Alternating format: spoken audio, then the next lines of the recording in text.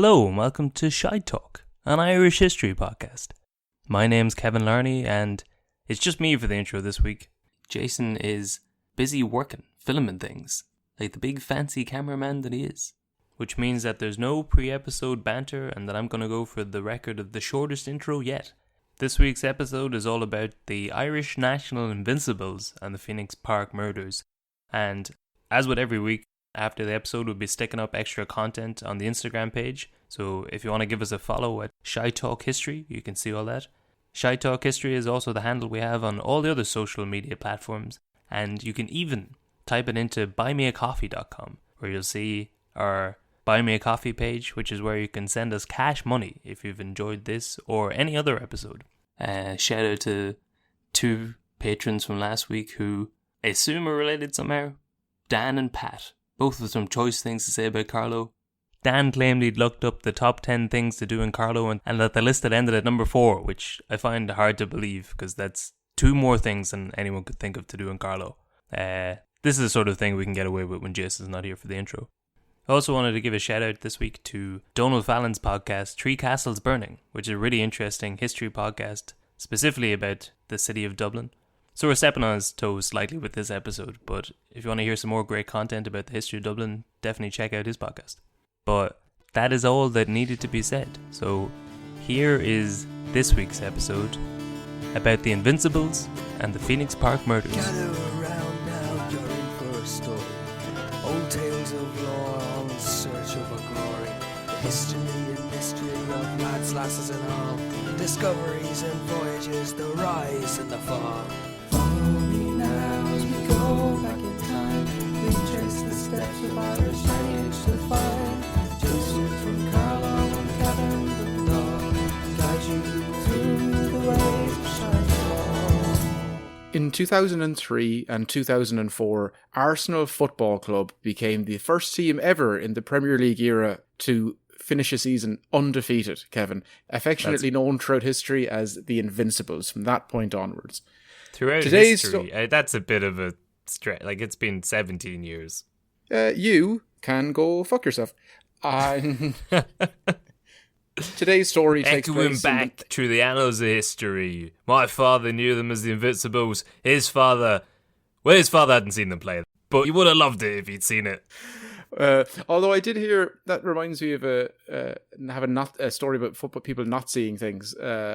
Last season in the Champions League, Tottenham Hotspur, the famous rivals of Arsenal, the Invincible team from 2003-2004, Kevin, as you well know. You don't need to tell me. But they fluked their way to a Champions League final. Like, every decision went their way. It was very tough to see as an Arsenal fan, but they got there and lost, which is fantastic. I remember hearing a podcast, though, of a lifelong Tottenham Hotspur fan that went on a religious retreat. He was like some old dude that was like, I don't care if I'm 60, I'm going to change my life, going to change my ways, complete reset. 4 months out in the Andes or on top of some mountain or under some lake, and they couldn't get in contact with him.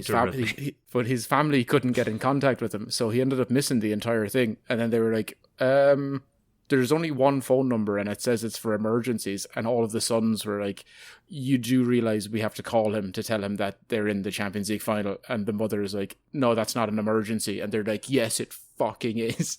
And she didn't tell him. I never found out whether that relationship made it past their silver anniversary then.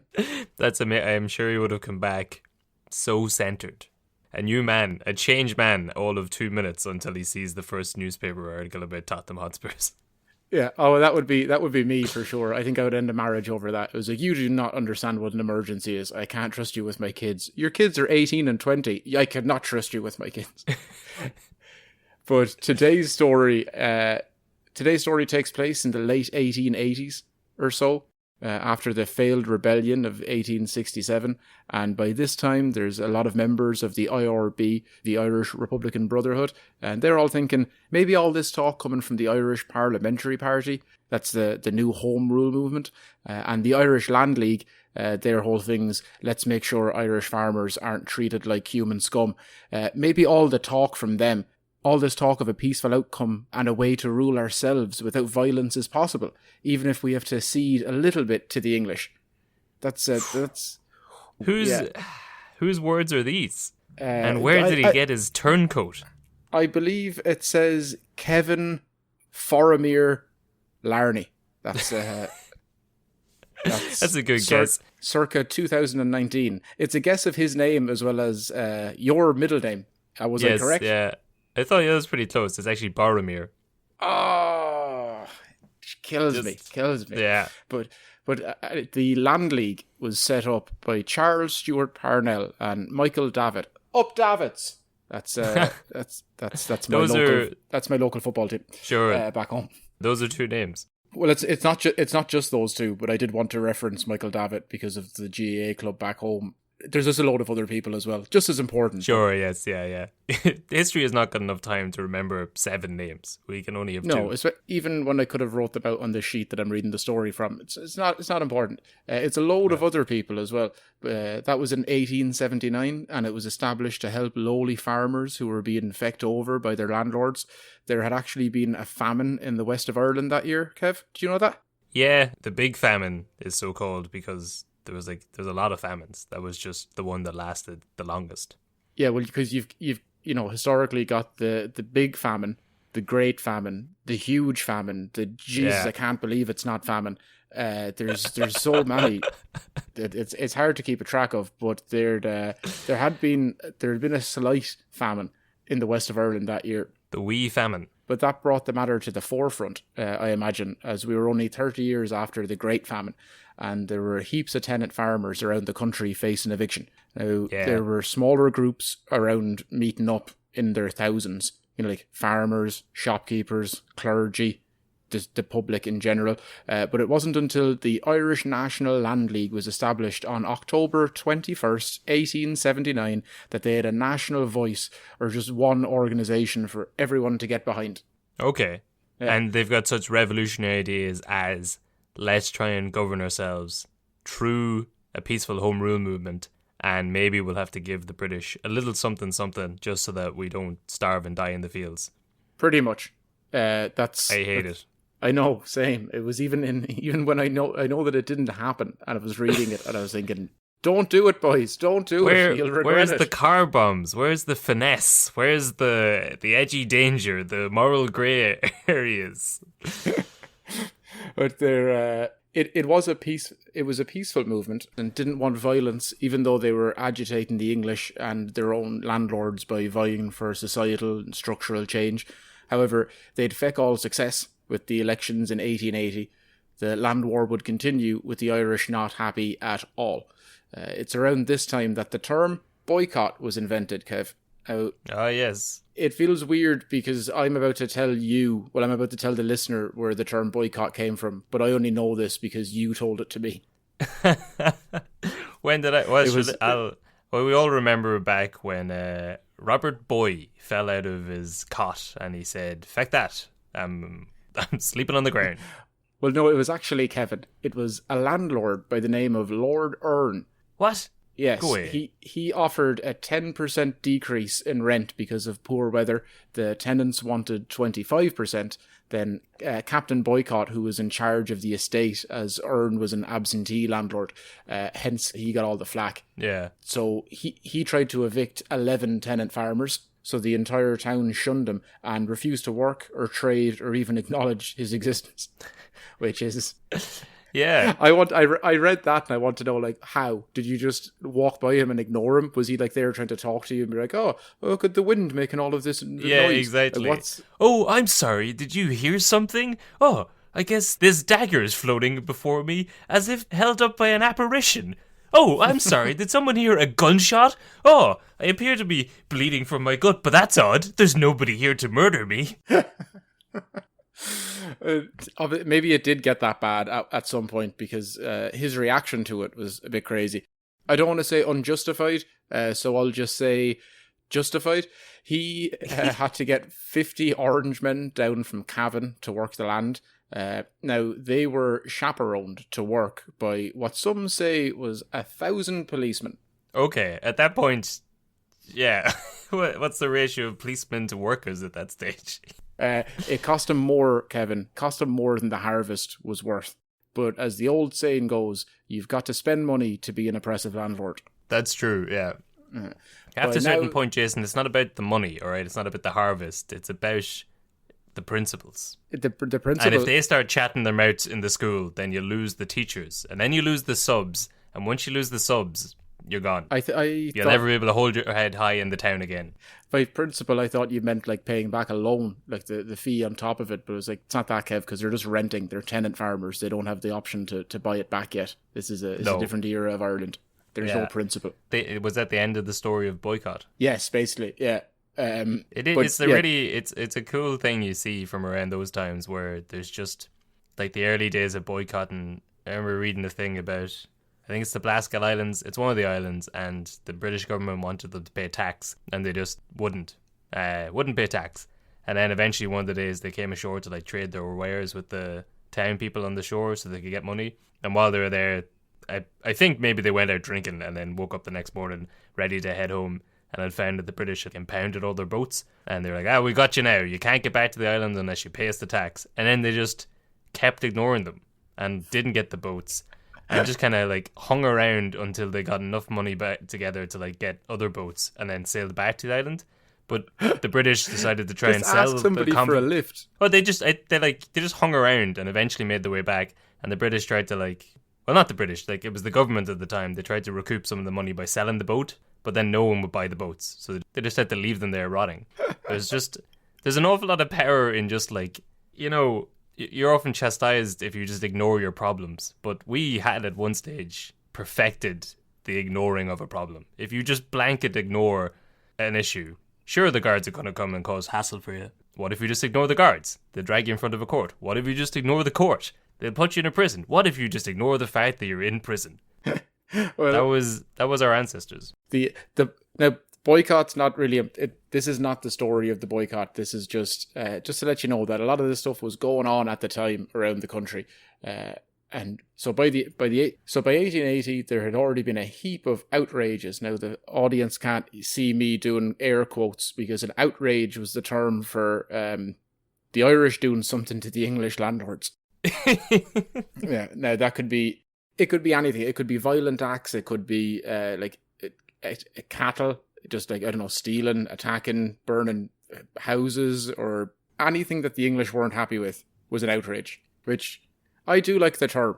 I might start bringing that back in myself. Like between March and December 1880, there were some 2,400 outrages in Ireland.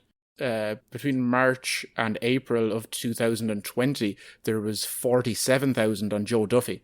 So I don't know. I don't know. It's an outrage, Joe. I came down to.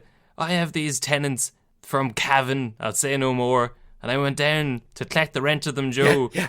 And they said they shouldn't pay me any rent, Joe, because there's no roof on the house. And John, is it no rent, or is it just not as much rent as you would like? Well, now, right, okay, right. Well, yes, they did say they'd pay me some rent, whatever they'd had, but sure, there was no roof on the place when they saw it first, and they were happy enough to get into it then. And now all of a sudden the winter's come around, the no roof's not good enough for them.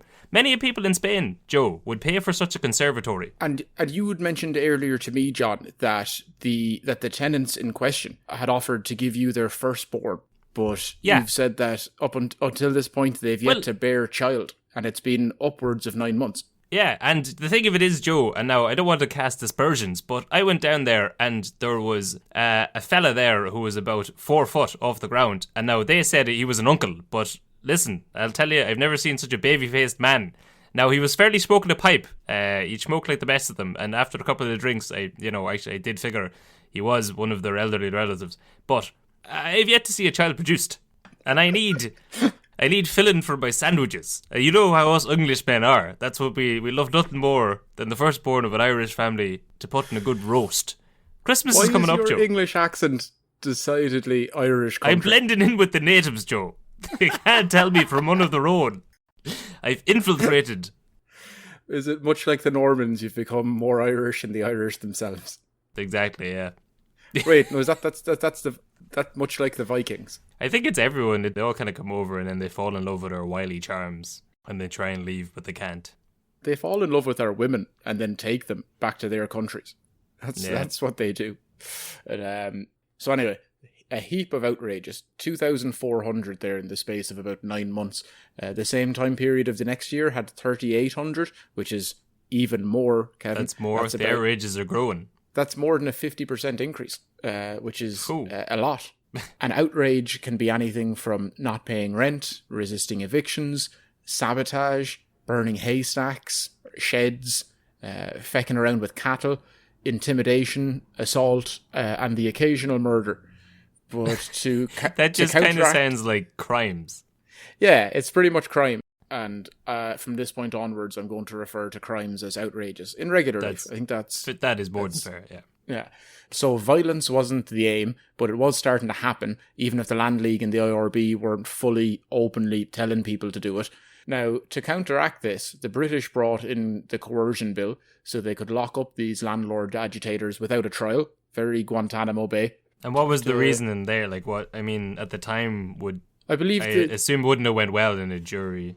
The technical reason, I believe, was we're English, we can do what we want. What are you going to do, farmer boy? And that's Harbour boy. It's an 1800 insult. They weren't that sharp. They weren't that witty at the time. I love it.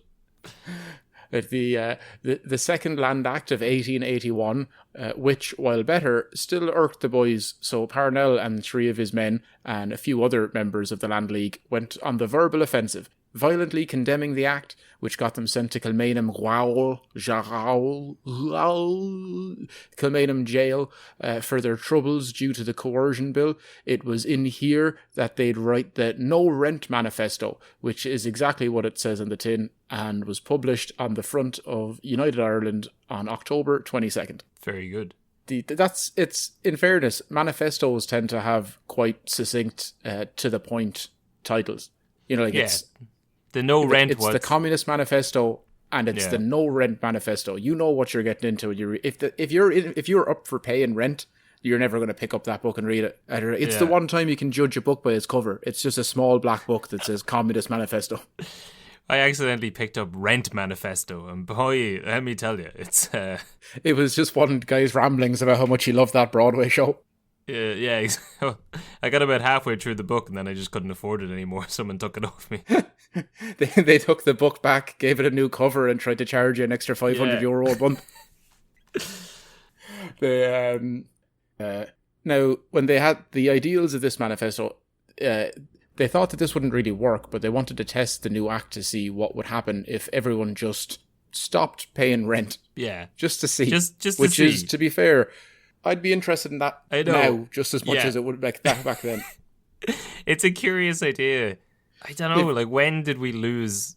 I'd be interested to see at the time, do people think it's as mad as it sounds now? You know what I mean? As into the idea, was it easier back then because there was only 100 people in Dublin? You could just go around to them all and convince them all to stop paying rent. Pretty much. Because you kind of see that idea floated around now, that if we all just stop paying rent, we could sort this thing out in a month. I'd had it personally in my own life, Kev. I had to move house 2 months ago because we decided to stop paying rent. 2 of my 5 housemates, and then the 3 of us who aren't giant pieces of shit, decided to start paying rent somewhere else. But so that's I don't know. I think it's just as lawful to not pay rent as it is to charge it. Wait, what? I don't want to pay rent. That's my thing. I want to squat. I want to be just give me a couch for 2 weeks at a time. If every listener to the podcast could email me giving me a 3-day window throughout the year where I could just sleep on your couch, and I'll just do a roll on, roll off system. I'll see you again then the next year. It's perfect. I'll start with you. Can I have your couch, Kev? You can, yes. Or are you going to be busy that weekend? The air travel is going to cost you, though. That's fine. I'm saving the money on the accommodation. You're basically making money. And by the way, just before we move on, I should say, like, the coercion bill put about 1,000 Irish people in jail without any trial or due process. They're just like, here's 1,000 of you causing trouble. Or maybe we just don't like you. But so you get moved out from living in a bog field with the walls falling down around you, unfair rents coming at you every day, and the good old British government has looked kindly on you. They kind of fast-tracked you, no fussing around, no red tape. They just take you and they put you in a nice stone building, nice and warm. They feed you once a week.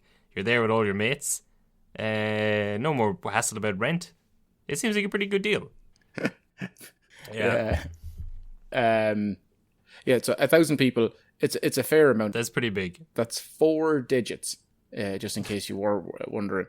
However, long story short, all the ruckus caused Parnell to have a meeting with British Prime Minister William Ewart Gladstone. They came to an unofficial agreement which stated that 100,000 tenant farmers would have a chance to go to court and fight for fair rent, and then to figure out whatever would happen with their arrears. Success, Kev. A non-violent, somewhat violent success. Sort of. So himself and Gladstone agreed that 100,000 farmers would get to go to court and argue about rent. Yeah, just they want fair rent, and they also want to figure out their arrears. They're like, it's actually happening. These are good things. And sure. Parnell's managed to do this from jail. Now, the way he got in touch with Gladstone would have been he got in touch with Captain William O'Shea. I'm going to step ahead of you there. I'm pretty sure I know how this story goes. He got in touch with him by rolling up a tiny little scroll and then passing it to a bird who flew from Kilmainham jail over to the British Parliament and delivered it into Gladstone's pocket. No, it's way better than that. He got in touch with Captain William O'Shea, a member of Parliament in Clare, to get in touch with Gladstone. He got in touch with O'Shea because he had good connections inside the political scene, and his wife, Catherine O'Shea, did as well, seeing as she was granddaughter of the former Mayor of London, and a bunch of other relatives had important titles as well, the fancy kind. Now, Parnell actually got in touch with Catherine first because he was riding her behind William's back. Right. Okay, so when I said he was slipping a scroll to a bird through his window... He was slipping a scroll to a bird through, yeah. Sure. That's what I meant. I was just being colourful for the audience. I didn't want to be crass about Parnell. Yeah, seemingly... Sometimes it just works out, though, doesn't it? Yeah.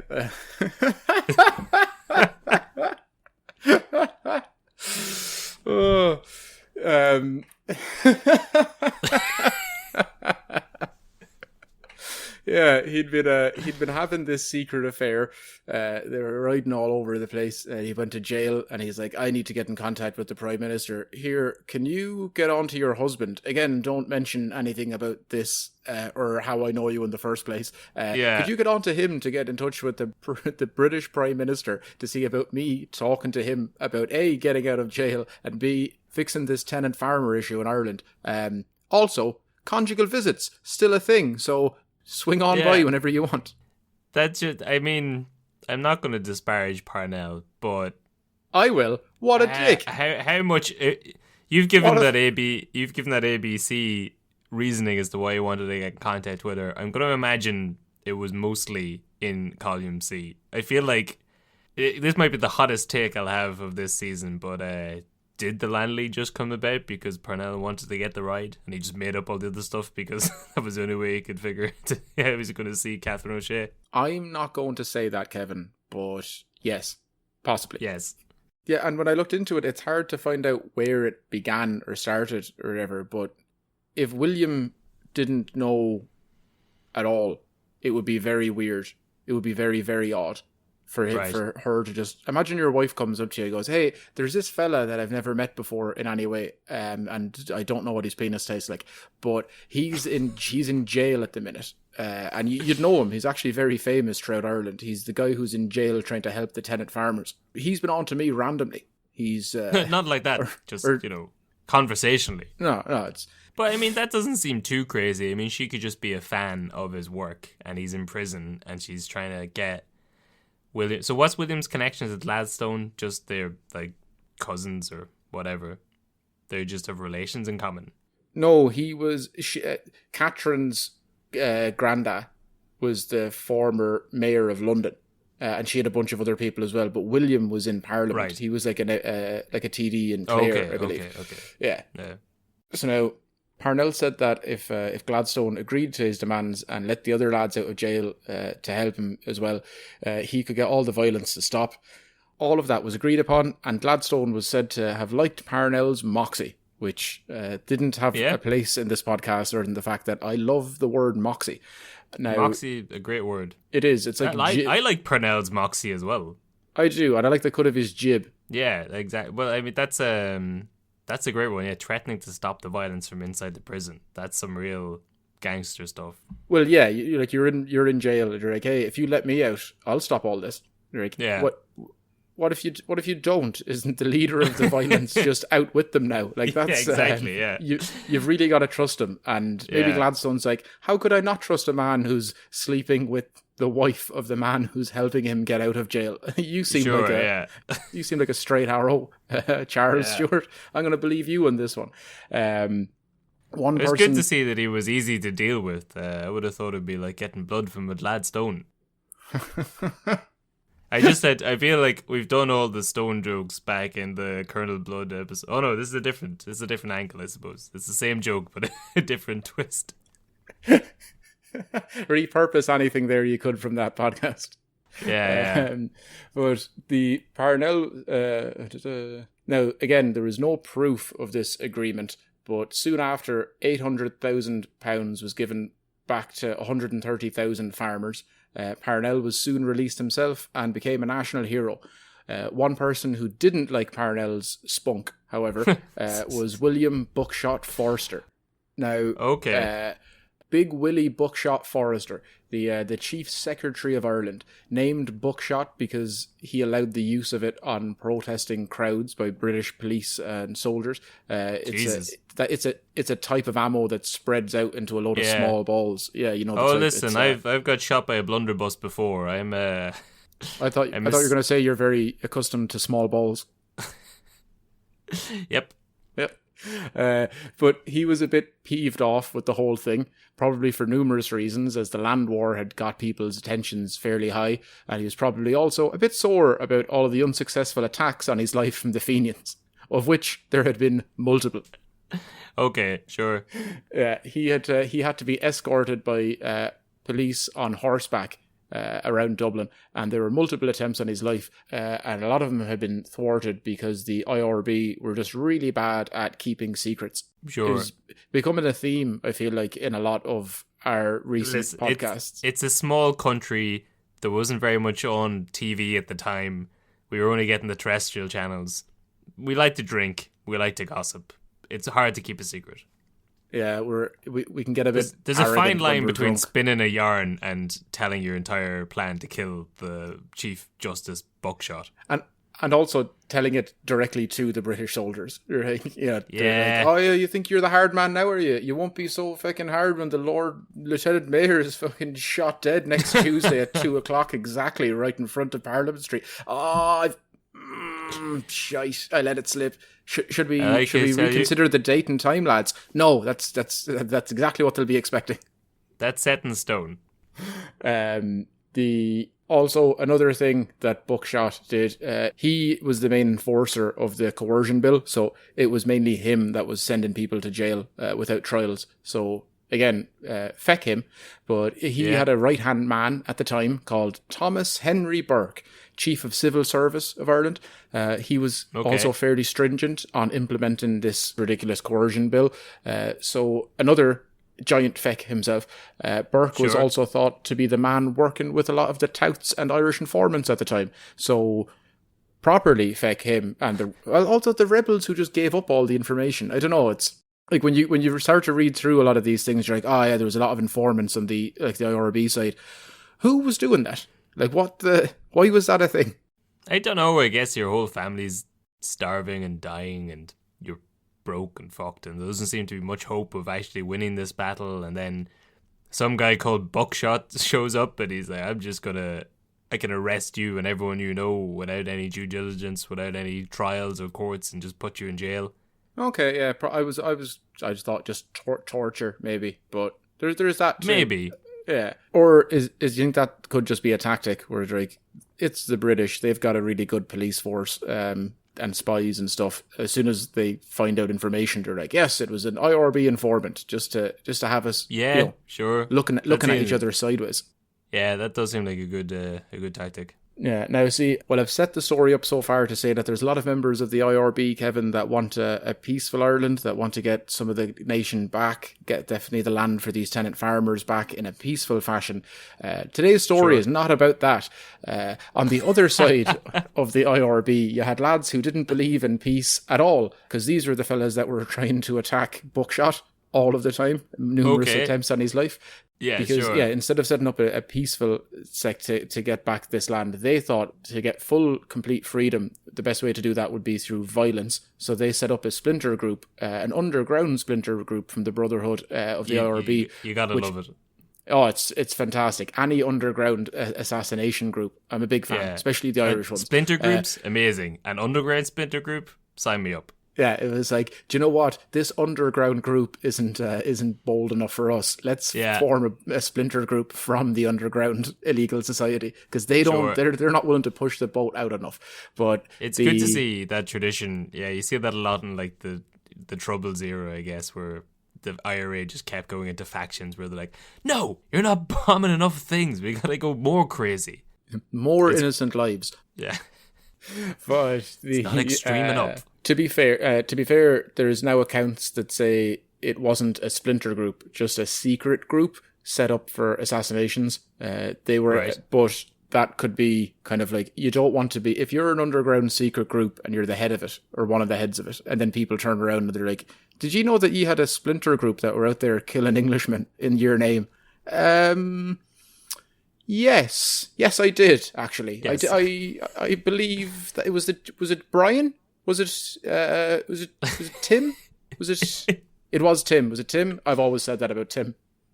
I mean, I've always said it because I've always known about it. It was sanctioned. Well, then you're going to jail.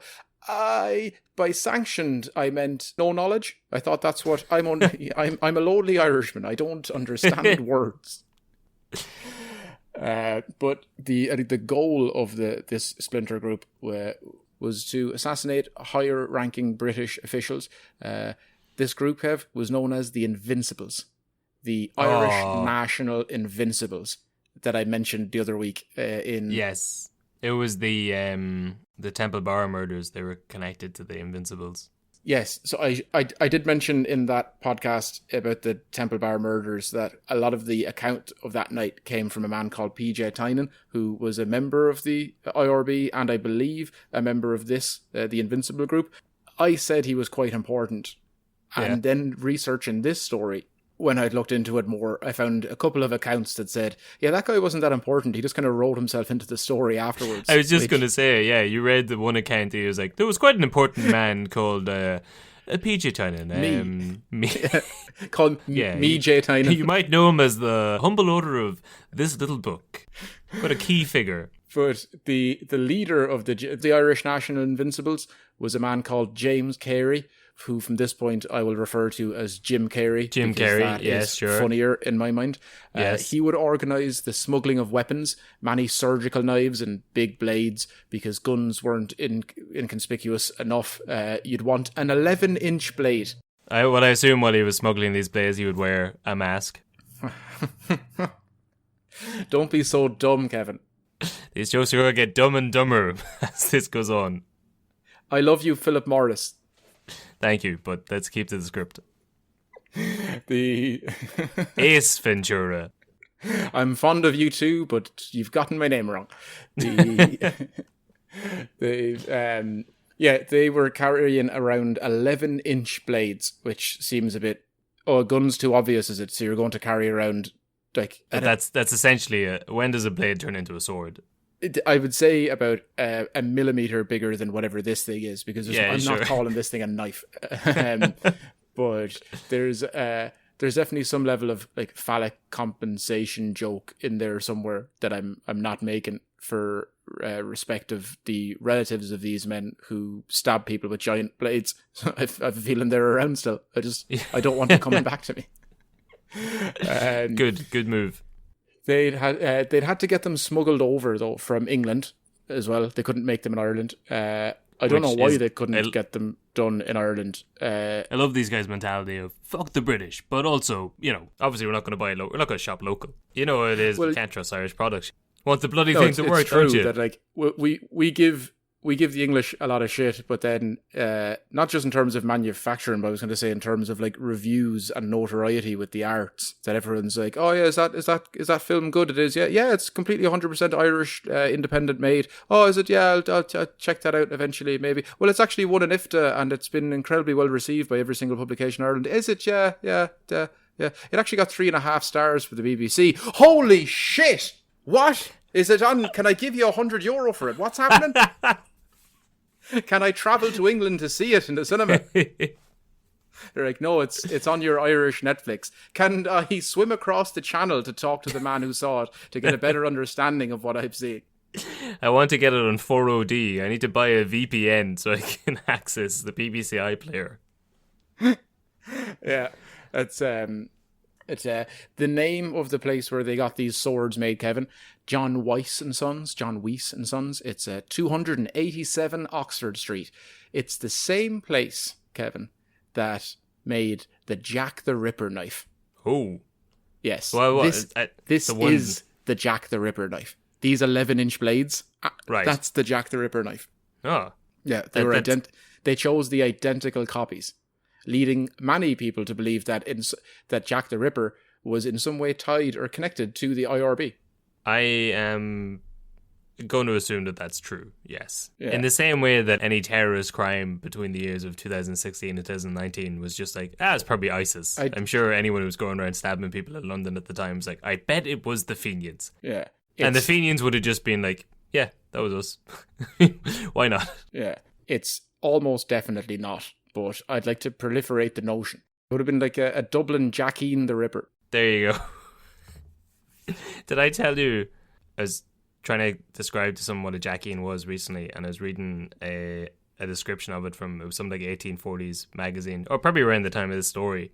It described a Jackeen as a man that does very little and wants to do even less. Which is... Call him a Jason. But that's what I mean. It was funny reading it because I'm sure at the time it was like the biggest insult you could level at someone. But now, that's what I want to be. I'm a man who does very little and actively tries to do less. I'm sure there's lots of people who live in the city being like, feck. Oh, well, yeah, it's like when people, like that phrase, work smarter, not harder, just didn't exist for our parents' generation. No. It's like my dad's never understood that at all. He calls that the lazy man's load. I'm like, no, that's what it's called, having a mobile back when you're over the age of 45. Yeah. You're like, no, you're a bitch is what you are, son. Why don't you spend every waking moment between the ages of 17 and when you're dead, working, lifting things, not mouthing off on the internet, looking at a watch, counting down the minutes of the day, just going home to cry yourself to sleep into a couple of cans of Carlsberg, just because that's what you do, because Irishmen couldn't talk about their emotions or dreams. Now, Parnell was released from prison as part of that unofficial Camelum Treaty, but Forster had stepped down in protest because of that. Old Buckshot. He was very anti this. He was very much so pro locking up the Irish without a trial and keeping them locked up. So he steps down. It came at a time when there was a big shake-up in the cabinet, and in the same week there was a new Lord Lieutenant as well as a replacement for Forster.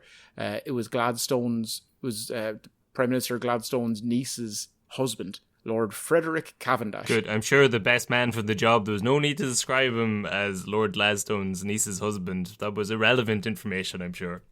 Yes, he just managed to somehow also rise to this position of power, 100% based on his own work. Yes. Now, Cavendish comes over to Dublin. He's taken in the sights. It's actually his first day in the capital, first day in the city and the country. I feel like what you're doing now is in like an action films where, the character rings home to their wife to wish them good luck, tell them that they love them and that they've just caught the bad guy. The cuffs have just clinked. I'm going to see you at home soon, honey. Put on the kettle. And then they get killed. Do continue telling me about how great his first day in Dublin was. It's his retirement party. They've got him a cake. He's already said the line, I'm getting too old for this shit. I'm not getting back into the game, Jason. I've got my wife, 2 beautiful daughters. I got my golden years ahead of me. I don't need any of this. I'm going to pick up golf, Riggs. I'm done with this shit. I wish you the best of luck. I've never seen a man deserve retirement as much as you, Murtaugh. Yeah, you've earned it. So Cavendish is he's having a stroll around Phoenix Park. Dead man walking. Sorry, go on. He's on the way back to his residence there in Phoenix Park. And who does he run into, Kev? None other than Thomas Henry Burke, the right-hand man of his predecessor. Remember the guy who was a big bollocks as well? Yeah. So he says, sure, feck it, do you want to walk with me back to my place? So they do. They go for a stroll. For context about how much of a bollocks he was, Burke, it was the day before this, the RIC had murdered a heap of people in Ballina, Mayo, at a demonstration the day previous. So probably don't be out walking around in public if you're the person telling people that's good to do. Yeah, sure. Just as again, this is not foreshadowing. This is a nice, normal, casual walk through. But sure, if you're Phoenix going to stay inside every time you get the RSC to murder a load of citizens, you'll barely get a gasp of fresh air in. You can't live in fear, Jason. Is that fear of fairly reasonable reprisals for heinous acts you've committed? That's fair. But I still don't think you should have done it because, again, not to foreshadow, but because if you do something like that, you might run into a chance encounter with 7 members of a secret assassination group who are carrying around 11-inch surgical knives who want to stab you to oblivion. Sure. Because that's, shocker, Kev, that's exactly what happened. Jesus. Yeah. What a twist. Now, is that Jason Brennan or M. Night Shyamalan? Do you mean midnight? I do mean midnight. So it's 7 p.m. Reports of sunburn that day give you an idea of the weather. A grand evening for a stroll. There was none. Yes. A cab pulls up. A bunch of lads hop out and walk towards them. They surround them, proceed to stab the absolute shite out of them. They go full Wes Craven ghost style. Cavendish dies, of course, despite his best attempts at trying to defend himself with what, Kev? A cane sword. An umbrella. Oh, an umbrella sword? No, just an umbrella, which I don't know. Well, I can tell you how much success he had with it. None. Yeah. I was going to say I don't know how much success he had before being stabbed, but I imagine it was next to none. Yeah. They screamed, "You villain!" Right. Which is, I've seen stranger things in the Phoenix Park. Yeah. But the event was witnessed by security at the Viceregal Lodge, which was that's where Cavendish was staying. Right. But it was, when they saw it, it was merely put down to drunken Irish rowdiness. Now, just to be safe, they sent out a few guards to make sure that this sort of lewd behaviour wouldn't be occurring when the fancy boys who were staying in the Viceregal Lodge would get back there. But much to their surprise, when they got down there, they quickly realised that the men lying dead on the street were in fact those fancy boys. Oh, yeah. What happened? I don't know, because we saw drunken Irish rowdiness happening. We went down to go check that out, and somehow there was also the remains of the 2 men we were meant to be chaperoning. Also, someone, like Buckshot, somebody should have mentioned this at this point to him. It's like, it's your first day in the job. And someone should have mentioned to him the fact that, just so you know that while I held the position, I wasn't able to step outside my front door without an absolute mass of guards on horseback. So you saying that someone would have angrily walked up to him and said, "Buckshot, he stabbed through the heart, and you're to blame. You give love a bad name." Now, I'm not entirely sure what the second part would have had to do with the first, but I've forgotten how bad your taste in music is. That's a great song. It is, to be fair. But now the lads jump on the back of a horse and tear off after they've completed this stabbing. What would you call an event like that? A murder? Is there a what's the collective for a group of murderers? A gang murder? I believe, is it gaggle? Would it be a crow stabbings? A consortium of murderers? I think so. Would that be? Yeah. Yeah. So they all jump on the back of a horse and cart and tear off, not before a man called Joe Brady could get back off the horse and cart to pick up a gun that he didn't use in the assault for some reason. No, I mean, why use a gun? There's no finesse. There's no pizzazz. Well, he was too busy. He was actually the man who slit Cavendish's throat. So With a he's gun. obviously Fair play to him. What a name! What a name. But He's like a boomerang.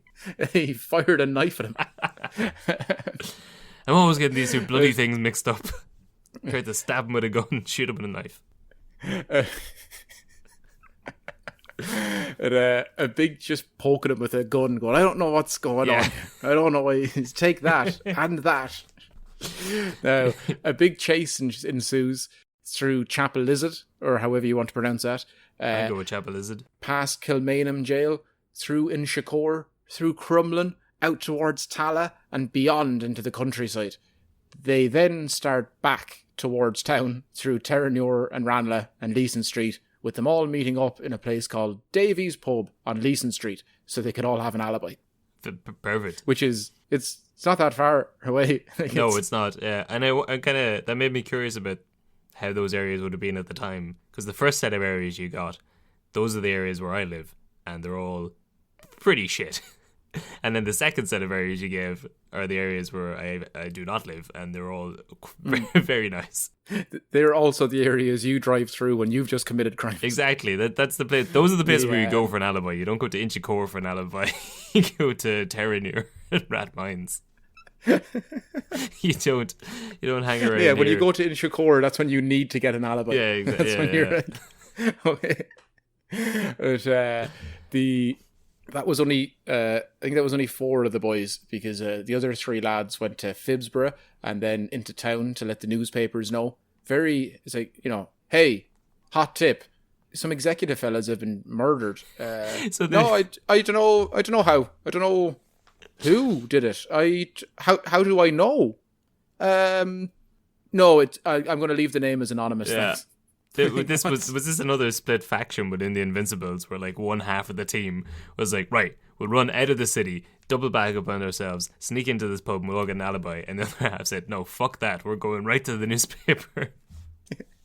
We're looking for promotion. We need some notoriety. We need to be relevant in today's media. That's there's no live murderings anymore. People aren't paying for murderings like they used to. You got to grow your social media accounts. Yeah, that could be what's happening. They're trying to build up their profile so that they can then, I don't know, have a sponsorship, a deal with a company, getting a sponsorship for 11-inch knives. That could be a thing. Maybe get a sponsorship from Weiss and Sons. That could be a thing. He was stabbed by a Weiss and Sons. Don't you forget it. Weiss and Sons gets the job done. 11 inches of trust. I don't always murder people in broad daylight, but when I do, a Weiss and Sons is my only tool. Yes. Now, the Freemasons Journal and other papers got reports that night. Obviously, the letters dropped in, people coming around yelling at them saying, we killed your man. But the Invincibles. But a manhunt ensues. They assumed it wasn't women, I guess, at the time. But a manhunt ensues, and they had a power of the Coercion Act on their side. Now, I believe the Coercion Act is still in place, even though they're saying that they're going to get rid of it. This is just like a few days after, I believe, that's been like all agreed upon. Okay. And now the guys who are a secret splinter group from Parnell's actual society are out murdering the head guy. So yeah, you can pretty much take it to the bank that once they're caught, and they are, they all go to jail instantly without trial. Now you say that, I mean, it must be an easy time for guard if they're like, Cavendish has just been murdered. We need someone to fall for this. Like, well, don't need to worry about planting evidence. You just find the first 3 guys out in the street, put them in jail.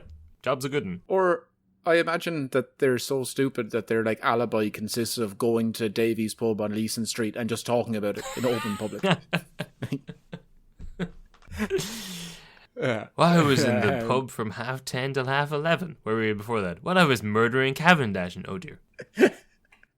When I was traipsing all around Crumlin, Inchicore, Terranure and Ranelagh to get an alibi for murdering Cavendish. Well, what were you doing? I certainly wasn't in the newspaper offices telling everybody about it. That's where I wasn't. And just so I asked, what was your name again? Police. What's your last name? Officer. Oh, interesting. Quite the coincidence. My name's Alan By. I got that too late. So now these murders were, and to this day still are, the highest ranking murder officials in Ireland ever. Okay. So it was a big haul. It was a big one. It's kind of like catching the biggest perch ever in Limerick, or it's like having the longest knife. 11 inches. Yeah.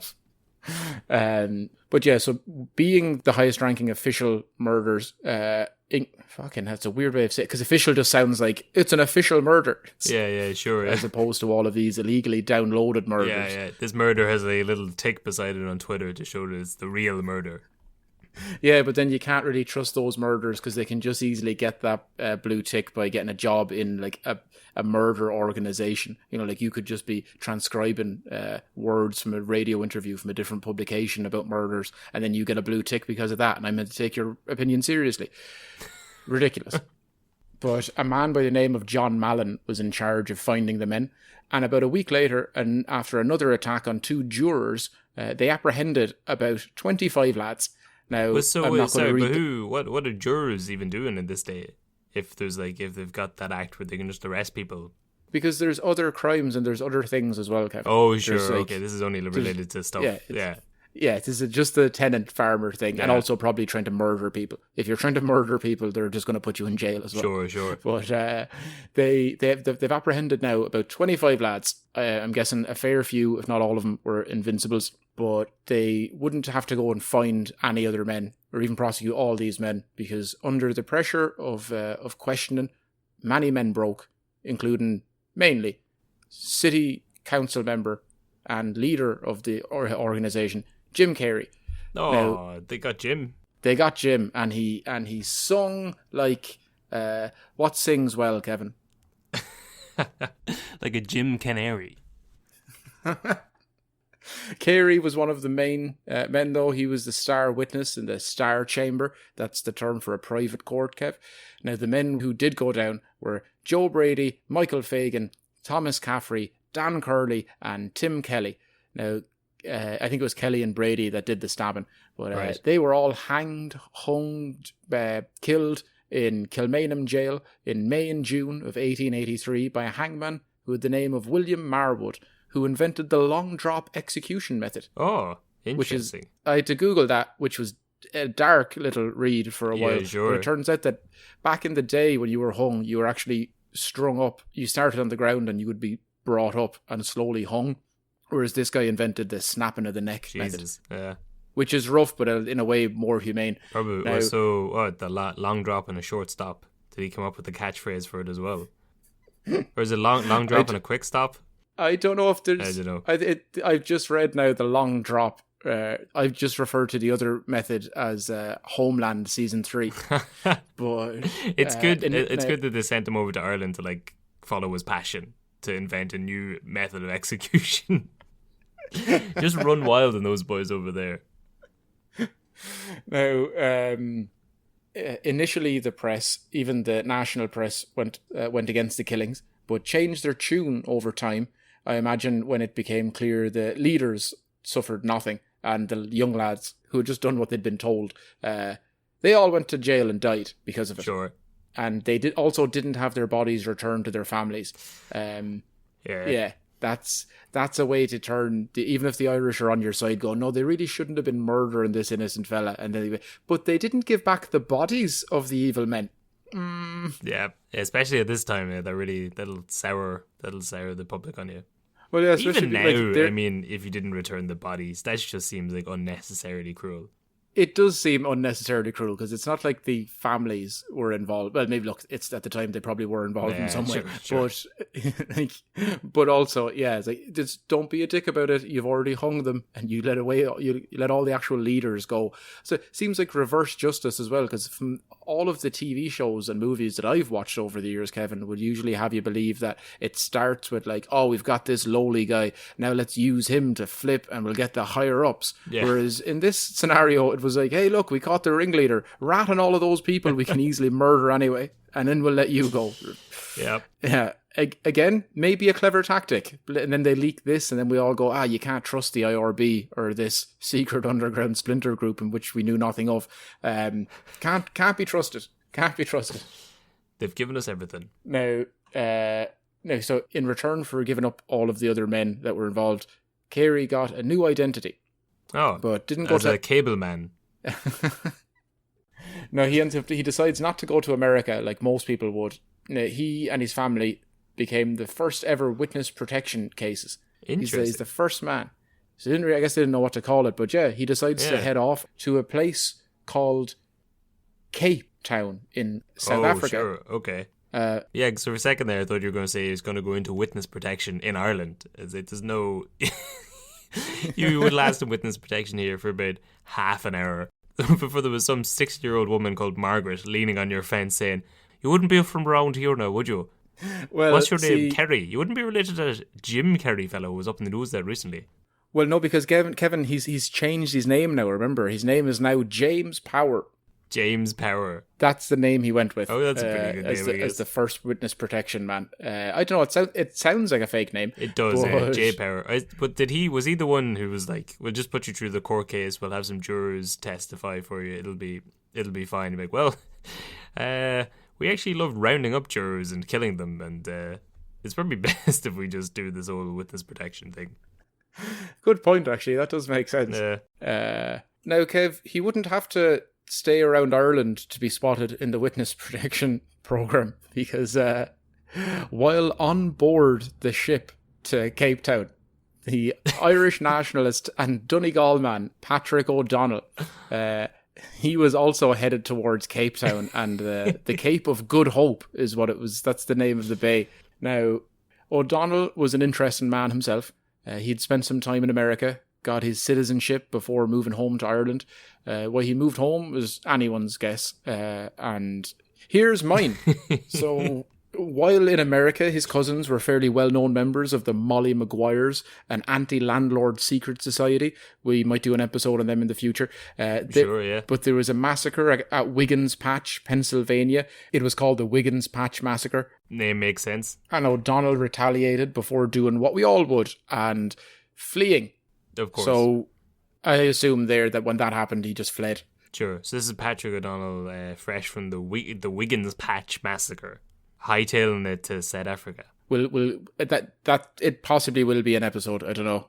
Sure. But it's either they are your two options really. It's either fight for your family's honor or flee your family and lose all of your honor. It tends to be one of the two. Sure. That's what this podcast has taught me. But anyway, the two men had met each other, had a couple of drinks together in the second class cabin, and supposedly a barman alerted O'Donnell of Carey's true identity, or else he was tracked by the Invincibles. Either way, he shot him to bits. He riddled him on board the boat. On the ship. Yeah. He was himself captured shortly afterwards and sent back to England to be executed. Well, sure. I mean, do you commit a murder on a boat? That's Clouseau doesn't have to solve that one. I don't know. I think it'd be more of a murder she wrote. Yeah, sure. But I mean, surely they could have waited until he got to South Africa and then killed them. No, you want him close. You want him to think he's just about there. And at the very end, as he can see, he does begin to see the harbour. You shoot him in the leg first, so he feels it for a few hours, for a while. You know, I think there's no actual there's been no historical account of how he died. It was just he got shot a lot. Yeah. O'Donnell was himself captured shortly afterwards and sent to England to be executed. He claimed self-defence, but to no avail, as Carey's wife had seen the thing, and also seemingly he had admitted it to Carey's wife that that's what he had done. There's the barman who said he saw Carey's face in the Dublin Weekly Freeman, the newspaper, and when he showed it to O'Donnell, O'Donnell said, "I'll shoot him." Well, it feels like the barman, he is a little bit culpable in this as well. Yes. I thought it was suspicious when he said, "I'll shoot him." That tipped me off. I believe that somewhat, but also then they found the exact picture they were talking about of Carey in O'Donnell's bag. Okay. So I don't think it was planted there. I think he very well knew. And then the barman was like, "Do you know that your man over there is actually Jim Carrey?" He's like, "Shush, fucking shh." Yeah, much like modern Jim Carrey when he's in Tipperary. The US president at the time, Chester A. Arthur, petitioned for O'Donnell's release, or at least for him not to be hung because he was an American citizen. Had no luck, though, as it was then claimed that he'd falsified those documents and wasn't American at all. That's a good workaround for it, I guess. Or maybe he was, and they just didn't allow it. Like, you just don't know. So we're just going to kill him anyway, and we're going to say the documents are fake. Now, Victor Hugo, at this point, Victor Hugo stepped in and was making a big song and dance about it for him. He's the same Victor Hugo, as you well know, Kevin, that wrote Les Miserables and The Hunchback of Notre Dame. Yes, okay, yes, yeah. Not the only reference to a literary mind in this story, as it's said that the events of the Phoenix Park murders, that's meant to be the basis for Sir Arthur Conan Doyle's Sherlock Holmes novel, the fourth and final installment, The Valley of Fear. Okay, so that's the second reference in these two episodes about Conan Doyle. Yeah, he must have been hanging around Dublin a lot. So sure, which again, I mean, no better place if you're into smack. I was going to say if you're looking for stories about criminals. Sure. But I think I need to go on another fact-finding mission to Dublin City. Pack my syringes, Watson. I will see you in 4 months or sooner if my veins give out. Now, after the sentence was passed, guilty, of course, he was refused the right to speak. But refused the right to speak? Yeah, which is like, you're going to be refused the right to speak, but you're still going to start yelling stuff. Yeah, I mean, you can't really, what are they going to do to you at that stage? Yeah, so do you want to have a guess at his last words? Liar, Liar was a good movie, but Yes Man was a step too far. No, it was rolling down the street, smoking Nando, sipping that gin and juice, laid back, with my mind on my money and my money on my bang, bang, bang, bang, bang, bang, bang. No, sorry, I've been learning the lyrics of early 90s rap songs again. Yeah. 3 cheers for Ireland. Goodbye, United States. To hell with the British and the British crown. Which is... Is that what he said? That's a long last words. Yeah, it's pretty good. I'd have started with that in the knowledge that they might kill you before you get to the end. Because when you're about halfway through, you're kind of like, goodbye, United States. And you're like, that's not as important as saying... The clincher. Like, the double clincher at the end. But... Now, you'll find memorials to him in Glasnevin and in his hometown of Gweedore, Donegal. Oh, I was in Gweedore recently. Oh, yeah? What were you doing up in Gweedore? Were you looking at the monument of O'Donnell in the cemetery up there? No, I wish I'd known about this now. I wouldn't have wasted so much time in cemeteries in Gweedore. Ah, you went to the wrong cemetery. Well, listen, I got what I needed. But yes, everyone's kind of dead now at that stage. Like, they've killed all the guys who were in the attack. Yeah, they've killed the guys who were like ratting everyone out, and then the guys who killed those guys, they're dead now as well. Yeah, so it's gone full circle. The only other thing worth noting is to say that when everyone back in Ireland heard of Carey's death, there were 8 giant bonfires that lit around his entire home in Dublin, with a bunch of effigies being burnt and rebel songs being played throughout the night to large crowds. Fair enough. Yeah, that's our story for today. I suppose it would have taken a while, like a couple of weeks, if not months, to get to South Africa, but it is funny that he didn't even make it there. Well, yeah, and he also made it very close. The guy who'd shot him did it as they were getting there, so I'm sure he knew all about it, but was like, I can't kill him yet, or else I can't get away. Sure. So let's... and which makes it probably even better in his mind, because it's like Carey's getting closer and closer to freedom. So like he's getting further and further away from the bad shit that he did, closer and closer to a new life without the ramifications and repercussions of his dastardly acts. And now he's like looking at the horizon, he's looking at the harbour, and he's like, just there, it's within touching distance. But unfortunately for him, it's like a green light at the other side of West Egg. You're like, your missus is riding some other fella, and here's an IRB member coming along to shoot you in the back of the head. Sure. It's not really a great endorsement of the witness protection program, where the first guy gets murdered en route to his new identity. Yeah, it is. That's I can kind of, in that sense, I can see why Takeshi 6ix9ine didn't want to go into it. Who was that? This is where our knowledge of the world differs. He's that YouTube rapper that has terrible music but rainbow coloured hair, who sold out all of it was either the Bloods or the Crips, Kevin. I'm not sure which one, but he sent a bunch of guys to jail and then he got away with it, and now he's back out. So keep checking the news, because he's going to go the way of Kerry pretty soon. He's not making it to South Africa, but that's great. I really enjoyed the Invincibles. I know, and Arsenal didn't even lose, like, not even one game. Granted, they drew 12 out of the 38, so they didn't actually finish with the highest amount of points ever. They also didn't finish it in a record amount of time because of that, but they are still the only team to have never lost a game. So fair play to Arsenal, and the Irish National Invincibles. Yes. Isn't there a Sean Connery film, The Invincibles, about like the Elliot Ness? No, Kev, that's called The Untouchables. It was that famous movie about the police force in New York that were also lepers. Yeah. Yeah, that was them. I'm only messing. It was. It wasn't. They were actually in Chicago. But yeah, I was watching The Untouchables the other day.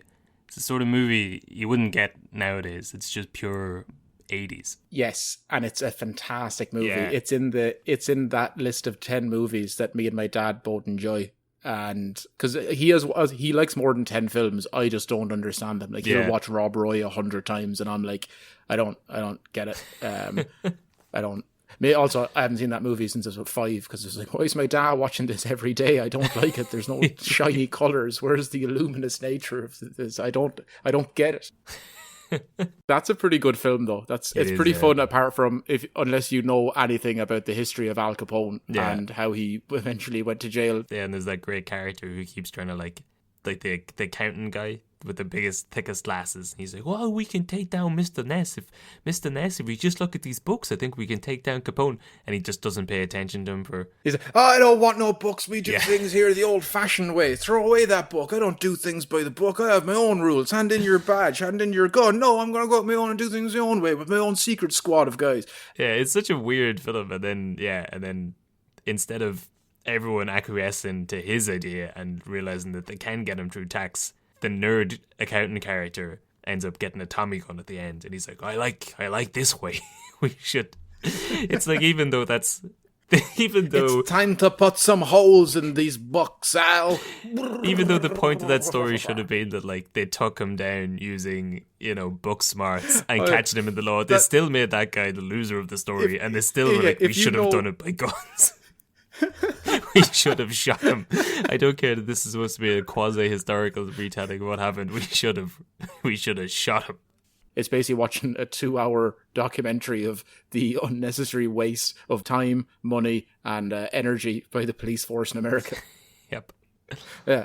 So it's rewatch that and just know that the entire time that guy is actually the hero. Yes, because I knew that was the story. So watching the whole thing, I'm like, this guy is, he's right this whole time through the film, and they make him look like such an idiot. It's weird that they've brought him in so early, 10 minutes into the film, because I'm sure they're just going to listen to what he has to say now. Sure. No. The last 5 minutes of this film were a recreation of events that never happened. We caught him by legal means of books and numbers. Any similarities to actual events is purely coincidence. But right, yeah, that's it. I feel like now I set the whole thing up by going too heavy into the land league and stuff at the beginning, when really I should have been focusing on these assassins running around killing people. Well, that's what assassins do, but no, yeah, I like that he got a bit of context going in. You got a bit of saucy action from Parnell. You covered all the bases. Romance, action. Yeah, well, it's because I don't like when people think that I'm just the fun-loving, stupid story. And to be fair, I did just do a story about a secret splinter group of Dublin assassins. But having said that, I can do old history stuff as well. There you go. Just ruined the first half of my podcast with it. You're just gonna barrel through it until you can get to the adultery and the murders. Yeah, just keep cutting you off because no, just let me talk. Just let me. Okay. Murder time. What do you think of this, Kevin? Beautiful. Yeah. Okay. Well, I suppose we'll be back next week with a non-murder story. Well, maybe. Oh, I suppose. Yeah, I can't speak for you. Right. Well, good luck. Good luck, and see you all next week. Shafter. See ya.